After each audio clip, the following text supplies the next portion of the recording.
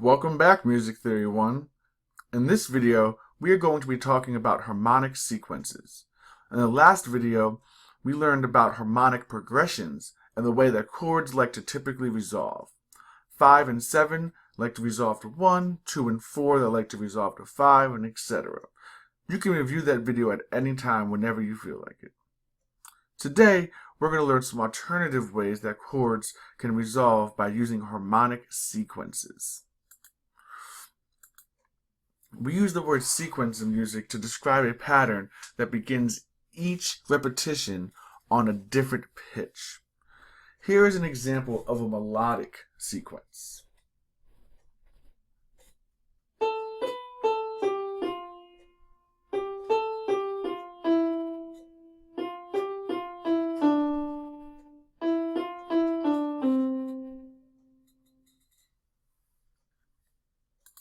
Melodic sequences are pretty easy to recognize both by ear and by notation.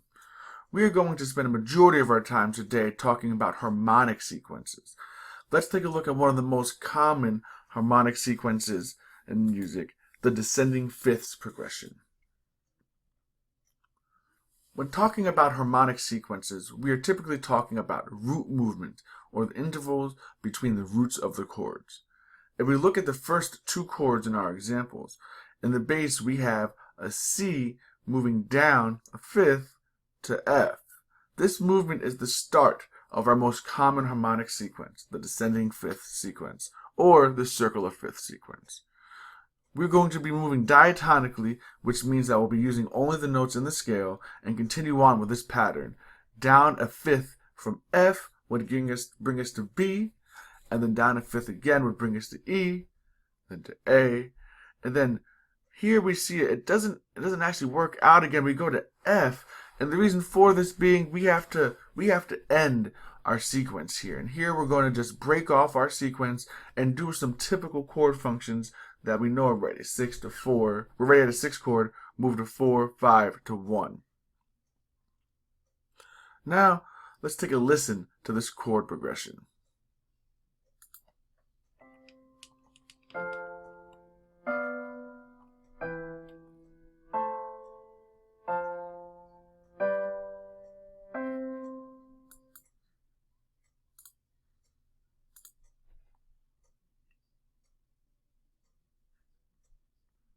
Now, if we look at the second measure here, we will notice some pretty weird chord functions here.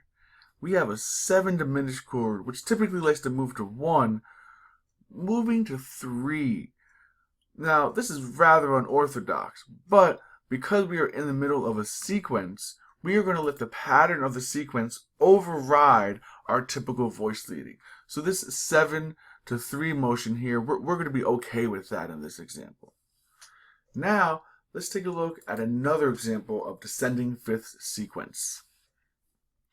Here we have Love You Like a Love Song as performed by Selena Gomez. We start in the bass, going from C sharp down a fifth to F sharp, then to B, E, A, D, G, and then we break our pattern in order to end the phrase. Let's take a listen to see how she uses the descending fifths sequence. It's been said and done. Every beautiful thought's been already sung. And I guess right now here's another one.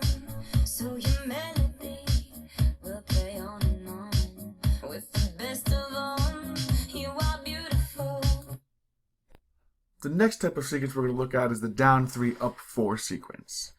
Here we can see that in our bass we move from D down 3 notes diatonically to B flat, and then up 4 to E, down 3 to C sharp because we're in a minor key, and then up 4 to F, down 3 to D, up 4 to G, and then we see our way out of the sequence and we end the pattern as we go 4, 5. This will probably resolve to a 1 chord.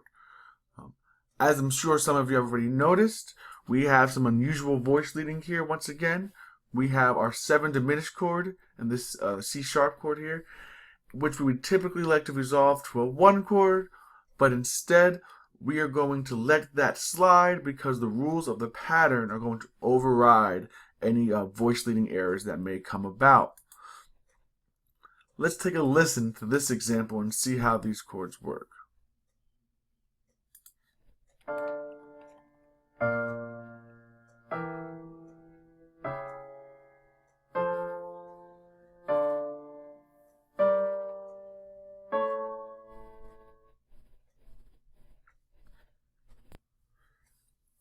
For our next example, I want you to pause the video and analyze this chord progression. After you have the Roman numeral analysis done, I want you to think about how you would describe this sequence. So what did you come up with? Did you say that it was a down 3, up 4 example like the last example? Because you would be on the right track. This is actually an example, this is actually a variant of the previous sequence.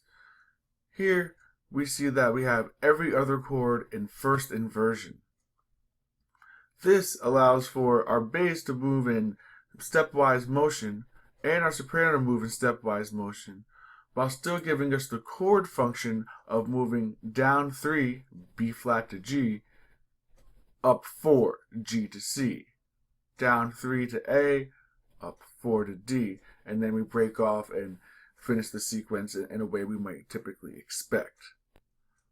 We call this the 5-6 sequence, which is shorthand for the figure bass 5-6 to 6-3. Another thing you may have noticed about this progression is that it only uses 3 voices. This is very typical of the 5-6 sequence. Now let's take a listen to this sequence.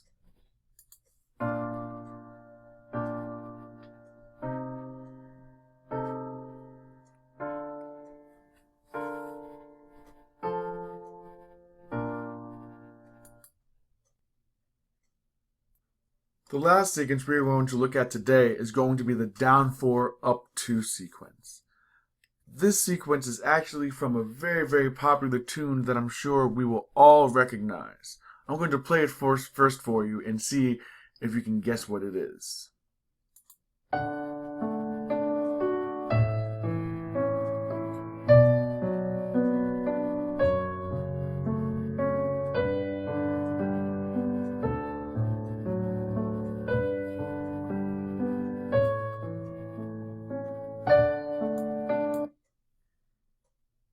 That's right, it's the Pachelbel canon in D. Here, if we look at the root motion, we have a D, which moves down a fourth to A, and then up a second to 2, down a fourth to F sharp, up a second to G, down a fourth to D, and then we break off the pattern in order to finish the phrase as we would typically expect. Once again, we have some unusual voice leading. We have a 6th chord which likes to resolve to 2 or 4, which goes instead to 3. But we are going to ignore that because we know the rules of the sequence will override any voice leading errors we may have. Now let's take another listen to this sequence.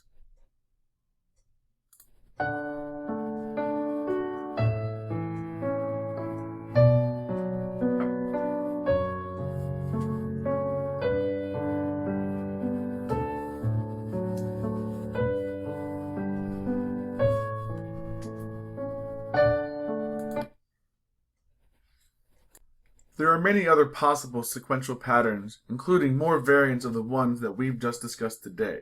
We will go over some more of them in our class on Thursday and much later on with ones that use chromaticism in Music Theory 3. But for now, let's review. A sequence is a repeated pattern that begins each repetition on a different pitch. There can be melodic or harmonic sequences. When talking about harmonic sequences, we are typically talking about root movement only.